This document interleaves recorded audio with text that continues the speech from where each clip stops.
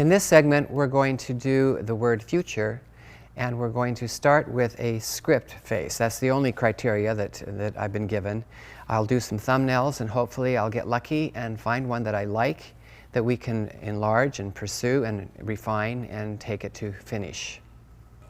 What I would like to do here is just draw a series of small X heights and baselines, just as, you know, that I can use to draw very loose, not too tight. In the design phase, you don't want to render. You want to just sketch. You want to be loose, and you want to be free, and you want to pull out all of your dumb ideas, because not everything you do on paper has to be brilliant. And most of the design phase, you would never show your client anyway. So this is the time to experiment. This is the time to break rules. This is the time to play and have fun. Our culture doesn't value playtime very much. In fact, we discourage it, which is a shame, because this is when your best ideas happen. F-U-T-U-R, right? Yep. So I'm really more concerned about the rhythm. You know, I establish a weight, and I repeat that weight over and over again. I'm pulling these letter forms kind of from thin air, but they're all in my head in one form or another. Maybe I want that F to come all the way down there like that. That'd be kind of fun. And then we have an R at the end. Maybe that could be an exaggerated loop at the top, and maybe I want to drop the R below the baseline here at the end, just for emphasis. And then I've got crossbar of the T. That's kind of fun. Maybe I could do, sometimes flourishes or decorative elements don't have to physically connect to the type, but they should always feel like the type gave birth to them. You can always tell when people have copied flourishes or decorative elements from some other designer and pasted them on. They don't feel like they belong. They feel out of place. Kind of feels like the neighbor moved in and just didn't leave. So let's see what happens if we just tease. I like to tease the curves out.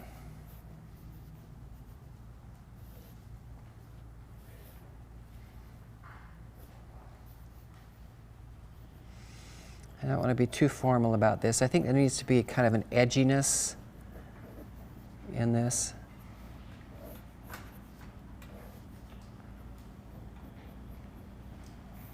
Sure, let's try something else over here.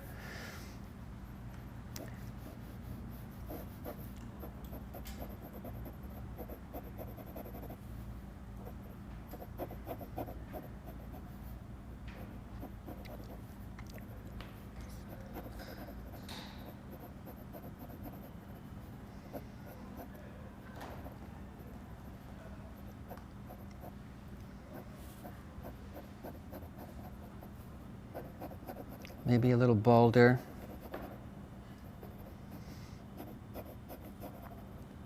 So we get a real nice rhythm of the white shapes in between the letters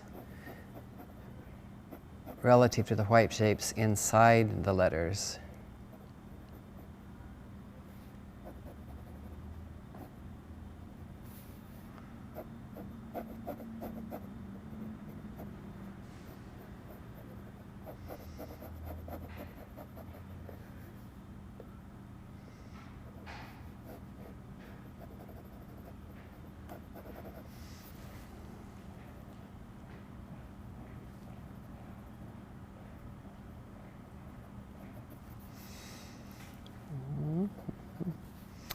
And let's see what we could do to dress this up a little bit, make it just a little bit more sexy. Can I say that word?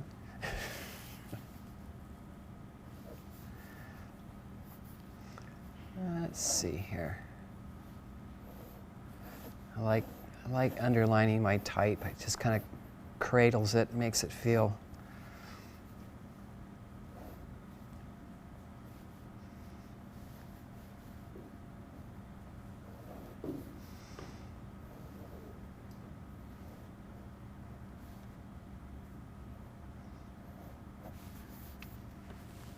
Yeah, I think I like that.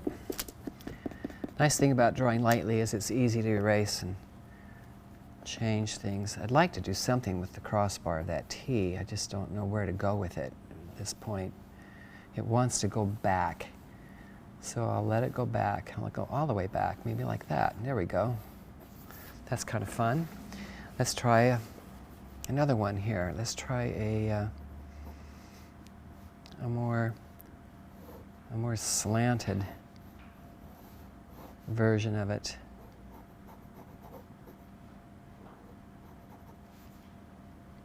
Maybe create a ligature between the U and the F so that that becomes the crossbar of the F. Like I say, it's playtime.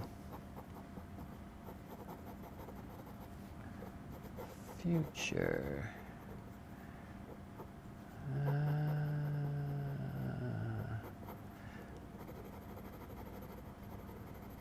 This is a very open style script. The letters are wider, the white spaces are bigger. So even though I'm breaking some of the rules here in terms of, it's not really a formal script, I'm still observing conventions. You know, once I establish a weight, I make sure all the characters have the same weight. Once I establish a spacing, I make sure they all have the same spacing. In the balance of how many rules you break versus how many rules you keep, you usually have to favor the rules that you keep to make it work. But whenever possible, break the rules.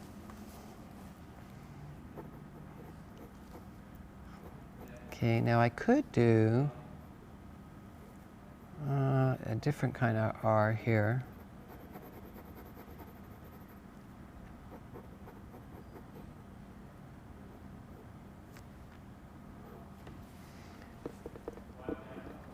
This R is a little trickier, but it might be fun to do.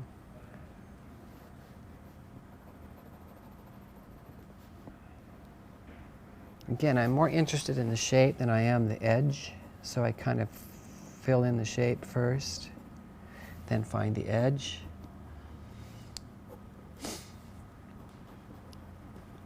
But I sort of force myself to do, 60-second, 2-minute at the most sketches, because anything beyond that means I'm rendering, and if you start rendering too soon, you're wasting a lot of time. You need to, spit out your ideas as quickly as you possibly can.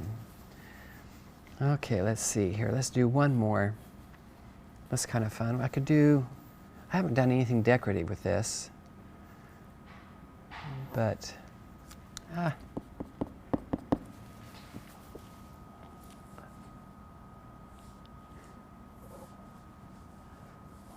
what if I did just something along that line?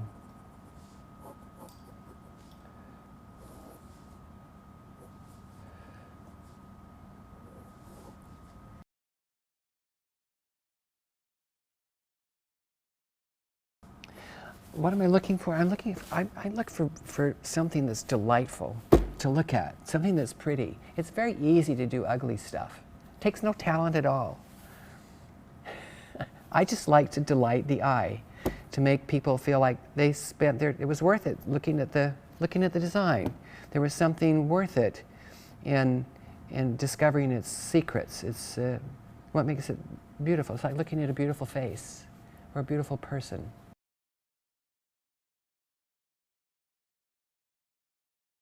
The rhythm. That's a very hard thing to define, and it's a good question, because how would you define beautiful music? Well, it hooks you. You want to look at it. You want to listen to it again and again, and it's memorable. Some music is timeless for that very reason. Some music is absolutely forgettable. Like techno music.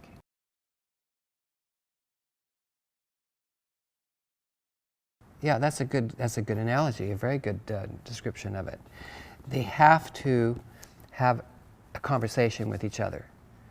that's what makes it musical, because they all acknowledge each other's characteristics that they have in common, and yet they change it up. Every character is slightly different. It doesn't lose its identity, but it still fits into the family. They all have the same DNA, and they all share the same genetic material. And if you ignore that,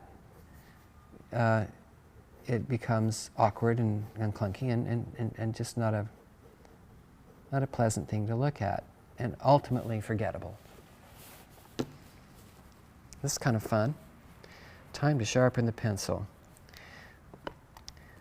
I really emphasize to my students that it's important to keep their pencil sharp, even when you're doing sketches and thumbnails. You have to know where the tip of your pencil is. You can't be accurate if it's not clear. And I always blow the crumbs off of it. See, it's just kind of, this is a fun little doodad. I don't do that very often. Just kind of double back on it and come around here. Maybe I could connect that to the T. Aha, aha, I'm getting my wish. Yeah, there are. One thing I always think about when I'm drawing flourishes or decorative elements is the relationship, the distance they are from each other, and the fact that they repeat the same shape as often as possible. Because that establishes, again, the relationship between the type and the flourishes. All right, let's do one more. I'm going to do it lowercase f. Is that breaking the rule?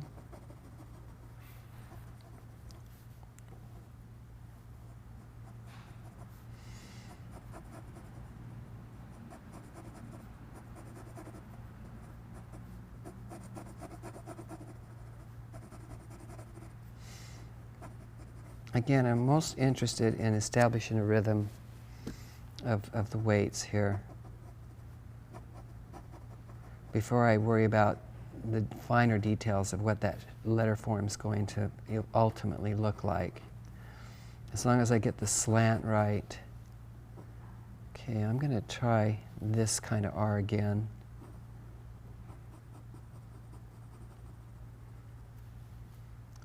Future. And let's double back on that. Run it right through the type, which is a dangerous thing to do.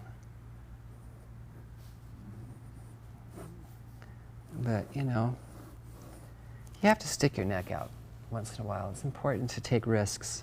You can't play it safe all the time, because then your work starts to look too much the same, and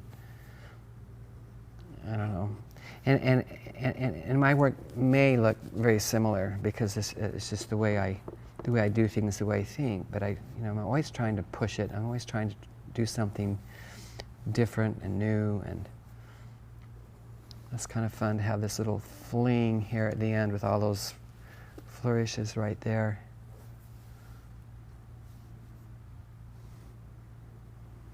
Kind of in a billowing.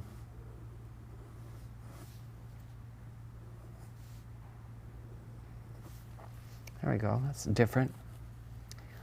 It comes down here. Cross that through there. This is a little awkward. There we go. Curves are, as a great colleague and a friend of mine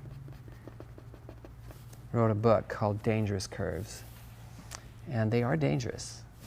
They can get you into a lot of trouble. And they're fickle. You know, how do you know to shave just a tiny bit off that curve? I know it's just experience. It's muscle memory. It's you train your eyes to see things that other people don't.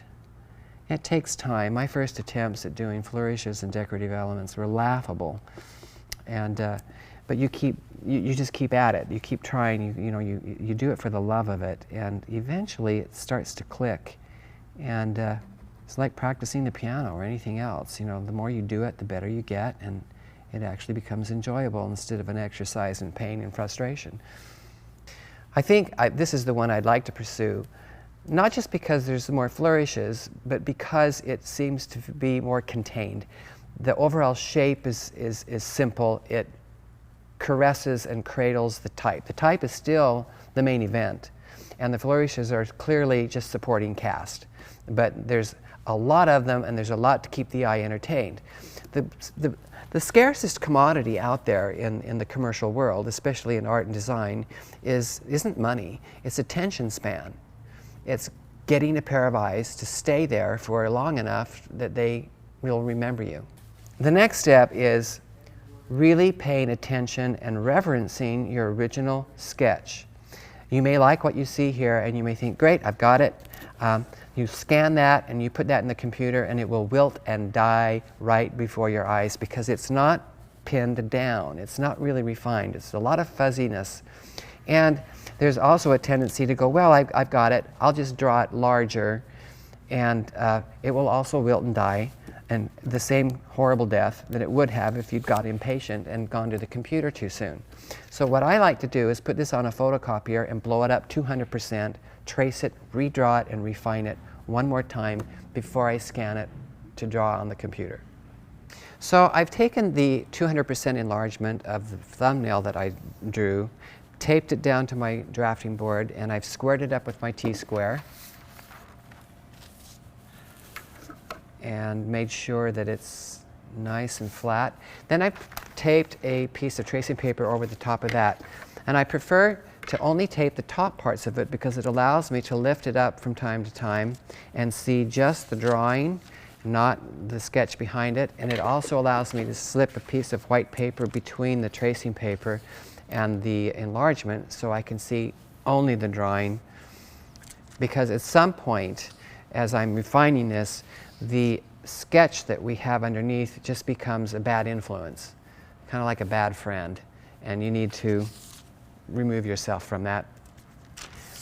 So in the meantime, I'm going to take an adjustable triangle, which is a very useful tool, especially when you're drawing italic letter forms, as we are here with this script.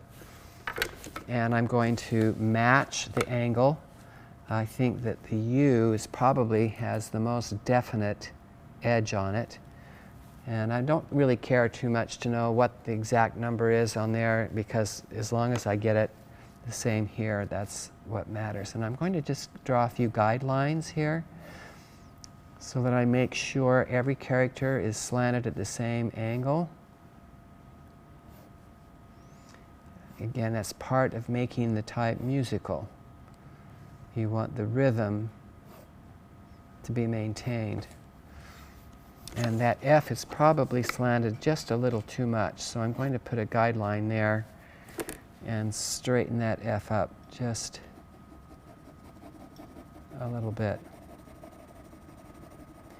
And now I'm going to resist the temptation to outline the letter forms because it's really the shape that I'm after more than anything. There's weight here. And then we've got a nice curve there. This kind of flows out. I liken drawing curves to teasing them. You have to kind of tease the curve out. Where does it want to go? What does it want to do? What does it not want to do? Some letter forms are comfortable moving in a counterclockwise direction. Most of them would prefer to go clockwise. So, if you pull it back this way, it's kind of like some redneck dragging his wife around the trailer by her hair, and it's just uncomfortable. You want it, let the letters talk to you. Let them tell you what they want to do. Okay, and this is going to come back just a little bit, I think. I'm going to sketch this in very lightly.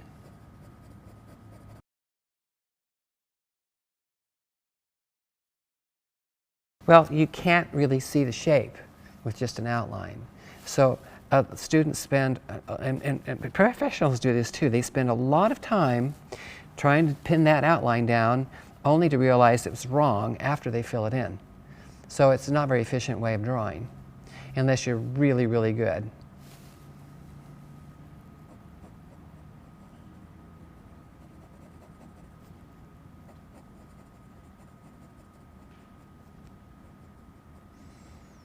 Okay, let's just sketch this. This is a nice curve. I'll worry about adding weight to it a little later. Pull this down around here. Okay, I think I probably ought to clear my desk.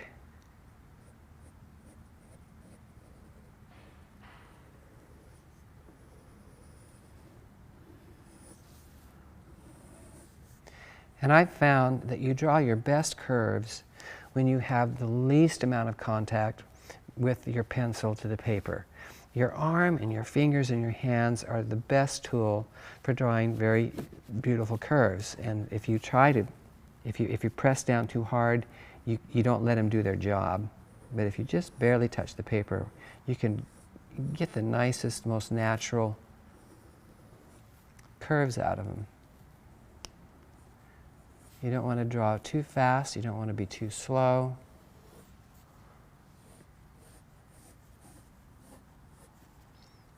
So I'm barely making contact with the paper at this point. I think I've already drawn that. Here's how you can tell. You just raise this up and you can see just the pencil drawing.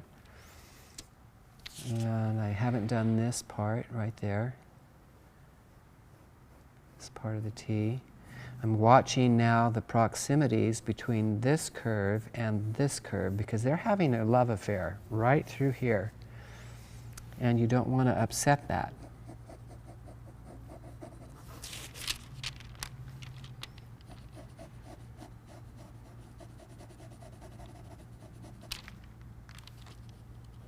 Okay, I'm trying to change the slant on my F a little bit. I think it was a little too slanted on the thumbnail.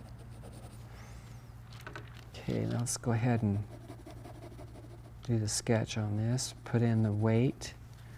And I think we had a ligature between the crossbar of the F and this serif on the U, which I just invented. There is really no serif on the U, but might as well be if there's a crossbar on the F trying to make one.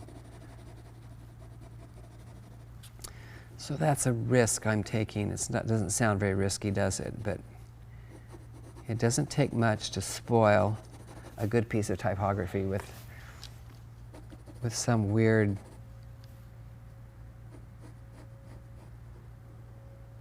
shape that doesn't belong. Okay, I think the distance is too far away from that U. I've got to move it over. So it matches the distance between the T and this U. I want that rhythm maintained. So that's a change I have to make. Easy enough to do because I haven't drawn anything dark. But it's a little hard to see what's happening with the photocopy showing up underneath it so boldly. In a minute I'll put that piece of paper between that and this and we'll be able to pin that down a little bit more precisely. Okay. Let's see what we got. Okay, it's very light. Now, first thing I need to do is draw my baseline. And everything's pretty much overshooting because it's all curved at the bottom. But at the top, I've got some letter forms that are flat and some that are pointed or curved. So they're going to overshoot that X height line just a little bit. Is that right? Yeah, I did that wrong. You have to watch your paper that it doesn't move up on you. Especially when you haven't got it taped at the bottom. Sometimes it will tend to do this. It'll shift a little bit. So those are the things you have to look out for. All right, so let's put this under here. And I'm going to clear this desk off. So now it's time to get a little bit more refined. I think we've captured the essence of the original thumbnail. We've paid respect to it. And because I'm a lefty, I prefer to start on the right side of my work and work this way.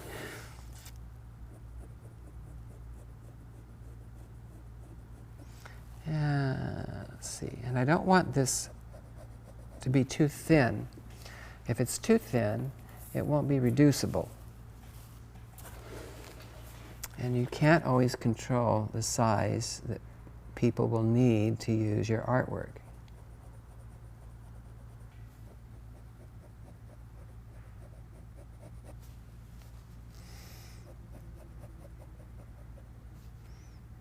So watch the white shapes here.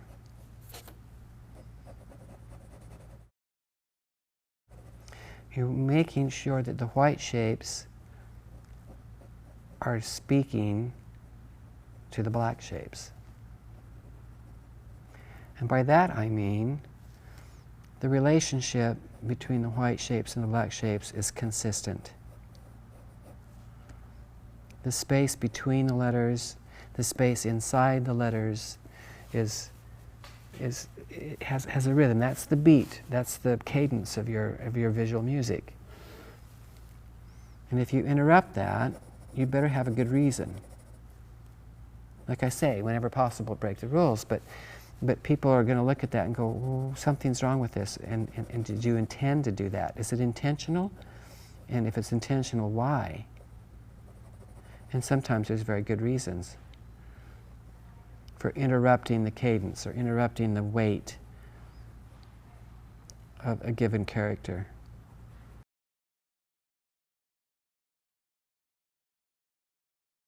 No. No, they just end up bossing you around.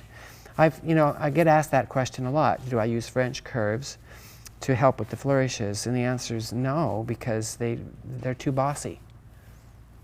There's only a few of them on any given French curve, and you spend way too much time trying to find one that fits your design. You might as well just draw it.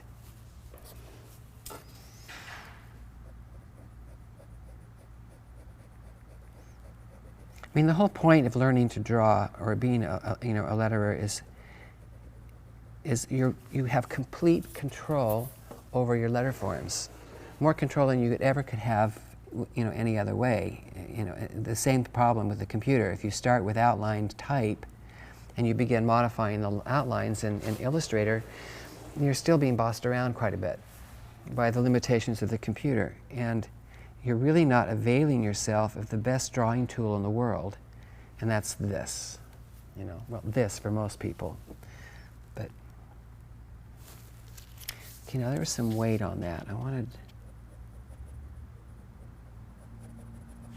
see what that looks like. Yeah, just a little bit of weight. I'm making small decisions and changes while I'm drawing the one underneath it. And one of those is that I decided I wanted this curve to connect to the cap of the T rather than the crossbar of the T. It just felt like a little bit more of a surprise, and it was a little neater connection than with the crossbar. I'm also adding a little more weight here. I'm being very careful to make sure that the weights are the same on all of my characters. And to do that, I have a little piece of tracing paper here, and I mark the correct weight, and I can slide that very easily across and make comparisons, make sure the spacing is the same, make sure the weight's the same. It's a very quick and efficient way of checking that out. Let's see. I'm changing the weight a little bit on this flourish here. I think it could be a little more spunky. I'm still not quite happy with this. I'm going to work with that a little bit later, but for right now, let's continue with the letter forms. Again, I'm working from right to left because I'm left-handed and I don't want to smear things. And sometimes it's still good to put a napkin or a piece of paper under your hand because the moisture from your hand can wrinkle your paper and cause a lot of problems when you're trying to draw over it. So here we are. I've got It's really hard to see, but you can tell that the slant is very different here on this U than it was on the original. The spacing's different between the T and this U, but I'm correcting that, see? So it's good to just keep this handy, but don't, I really am divorcing myself more and more and more from the original sketch as I work through this.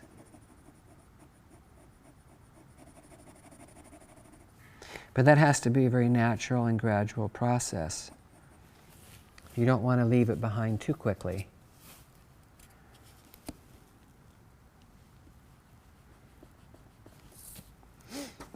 These shapes on the eraser shield never exactly match what you need here. You're always going to erase a little bit more than you want to, but that's okay. It's easy to fill it back in, and it gives you a nice crisp edge.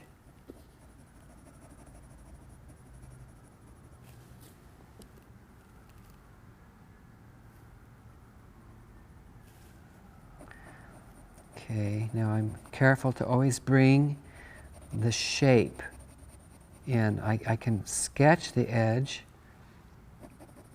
where I think it is, but if I bring the middle with it, I have a much clearer idea of how it's playing against the rest of the type. And to me, it feels like it's a little far away from that U. I'm going to move this over.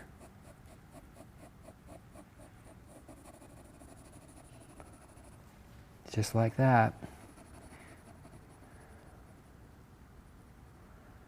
I'm going to push this over, and that means I have to take some weight off the back side.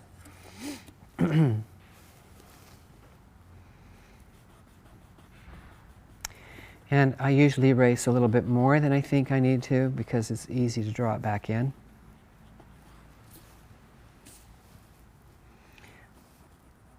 These shapes on the T and the F and the S, they're all S shapes, and they rarely ever have a flat spot on them. You shouldn't be able to put a straight edge anywheres on these letter forms, except for, of course, on characters like the U and the N and the T. But your capital letters like F, S, T, U don't have flat spots.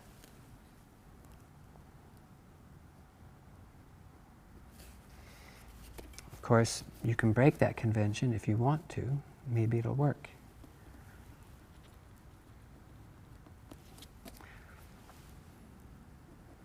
I see all kinds of things done that break the rules, and they're wonderful. You know, I look at that and I go, that's nothing. That's something I would never do, and yet it works.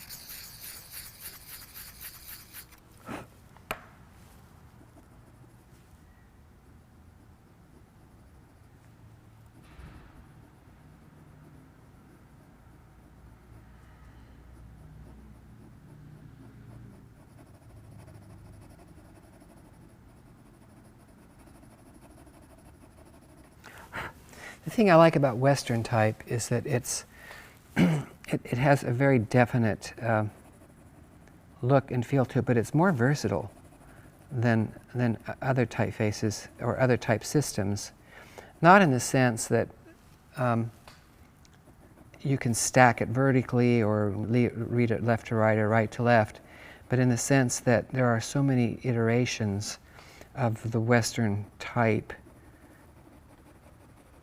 that it has a little more flavor. You can do more to it. It's more flexible. It's more versatile.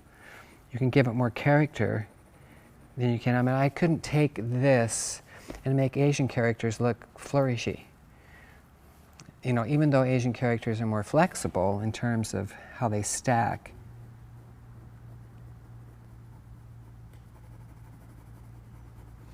Okay, now here's where it gets a little tricky,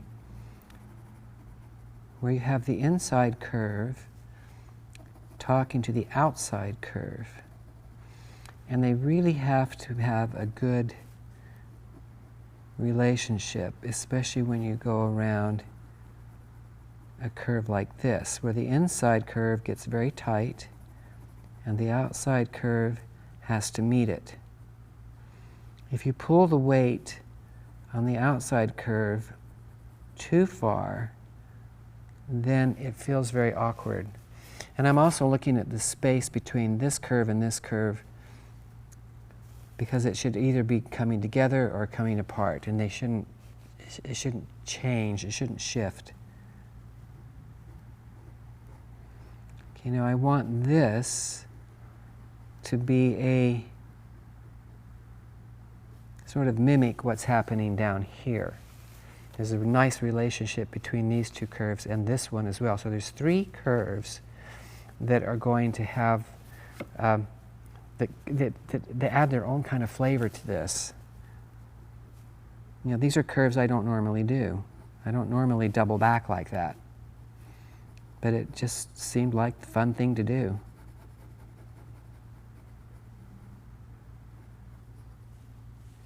Now this is getting a little flat.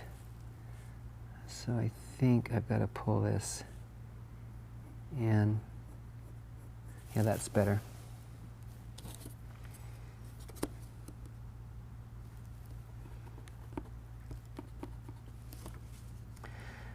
You know, so once I've done the initial tracing from the photocopy, I really don't refer much to the original drawing. There's too much interference. One of the downsides of using a softer lead is that it smears easily. So I'm getting some smoke. Looks like my lettering's on fire here. I want to kind of clean that up as I go. You can see how it would be a problem to use an eraser that leaves shavings on your work, because even with a brush, it's going to smear your graphite.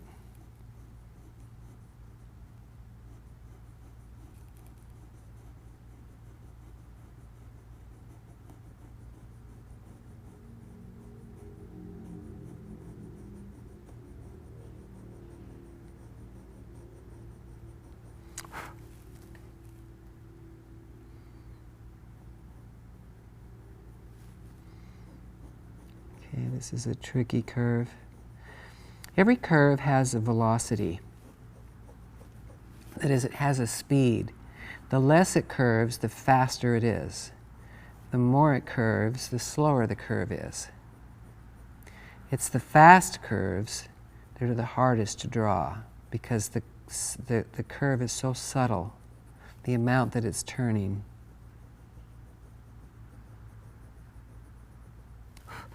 One of the conventions that I like to observe when I'm drawing my curves or my flourishes is that because of the speed of the curve, when you end a curve, you need to slow it down.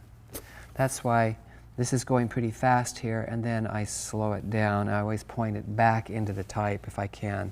This slows down here with that gentle lift. This curve and this curve are both slowing down. That one slows down. If you don't do that, they feel amputated, and there's something uncomfortable about the curve. It just gets terminated too quickly. I've got to fix that.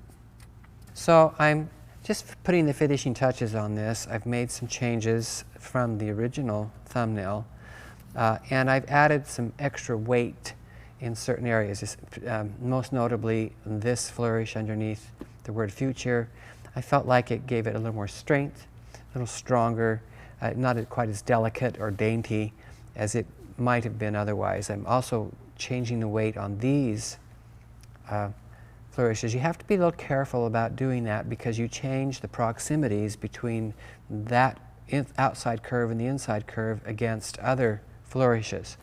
It's very important to note that when two curves come in tandem to each other, they need to either come together or separate, but they shouldn't come together, separate, and then come together again. That's what I call vacillating, and it sucks all the energy out of what the flourishes are doing. Also, you have to be aware of when you cross flourishes, make sure they do so in a very definite manner. This is really a good one here. There's about a 90-degree angle, the way this crosses here and here. This is about as small of an angle as you'd ever want to have. That's about 35 degrees. I've noted that anything less than that confuses the eye. It doesn't know which line to follow. So when you cross flourish, just make sure that it's easy to follow through on that. Also, when you weight your flourishes up, make sure you cross, if you have a thick flourish and it's crossing a thin flourish, that's okay, but never cross a thick with a thick, because it creates an X and it starts to demand more attention than it's worthy of. Remember, this is the main event, the type, and everything else should be supporting cast. And I think we're ready to scan this and draw it digitally in Adobe Illustrator.